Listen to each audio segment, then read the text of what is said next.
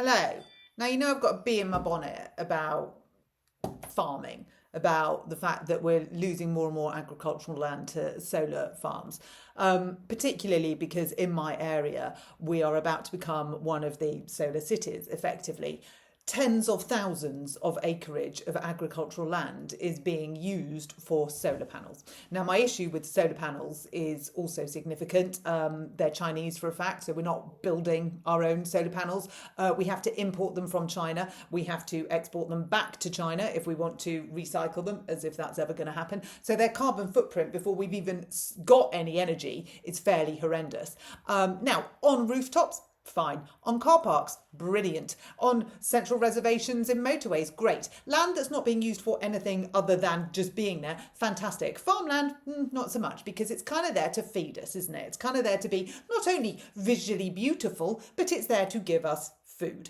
Also, from a environmental perspective, what good are these massive solar panels doing to the actual ground underneath them, I ask you? So I was doing a bit of delving into which idiot came up with this idea, and there's lots of them, there's quite a few, but I was like, who is the Minister for Farming? Who is this person that is not single-handedly, he's got his band of merry men, is destroying agriculture as we know it in the UK and as we ever knew it? And I give you some of the headlines of what's happening at the minute. 6,000 farm businesses have shut since Labour's election win. The UK government has given 500 million to foreign farmers, whilst it takes 500 million tax from UK farmers. And we're putting solar panels on prime farmland. So that's just sort of three little headlines as to what's going on agriculturally at the minute. So I look up Daniel Zeichner, who is the Minister of State at the Department for Environment, Food and Rural Affairs. And I have a look at Daniel because I think, Daniel, how are we doing this? What are we doing? Why are we doing this? Why is it that you seem to not understand the point of farmland? You seem to think that it's there, probably like Angela Rayner, to build on. It's there to turn into anything other than farmland.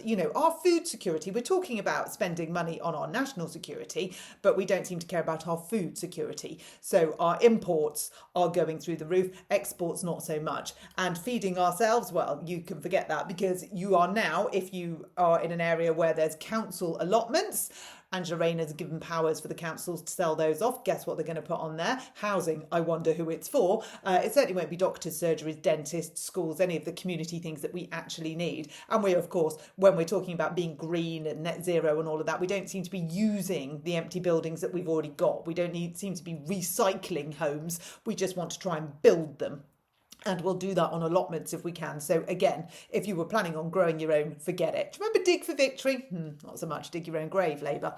So I look up Daniel because I want to understand more who is the man behind these policies. And Daniel is effectively, he's the class of 1975 from Trinity at Cambridge. So there we go. He's another elite educationalist. Beyond politics, he's a Cambridge United fan. He's a music enthusiast, and he met his wife at King's College. Brilliant, marvellous.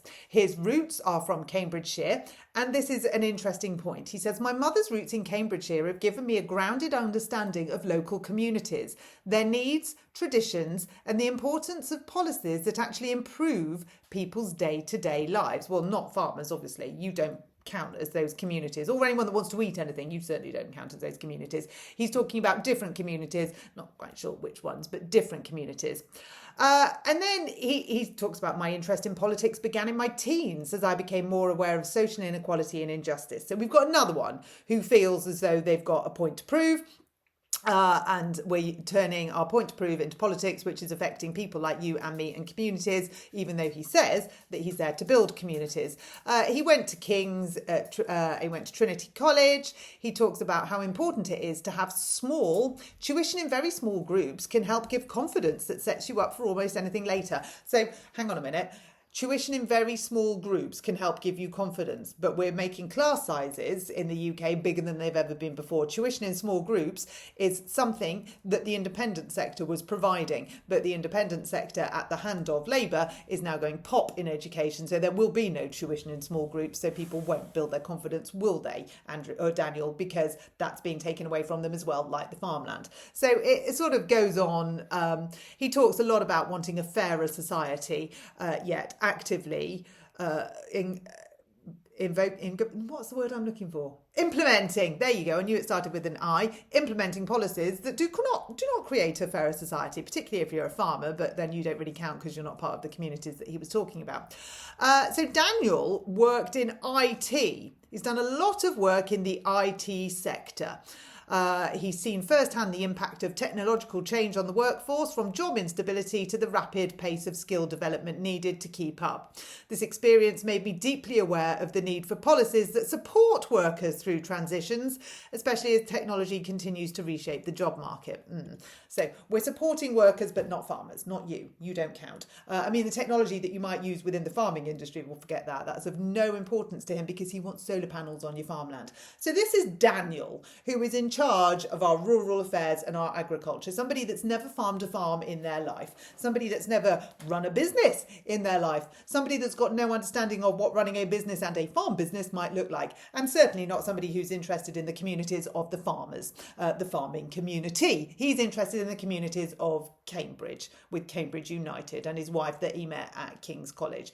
I'm not seeing somebody that in my mind would necessarily be qualified to be the Minister for Farmers. I would see somebody who works in IT that's never done a day's farming in their life.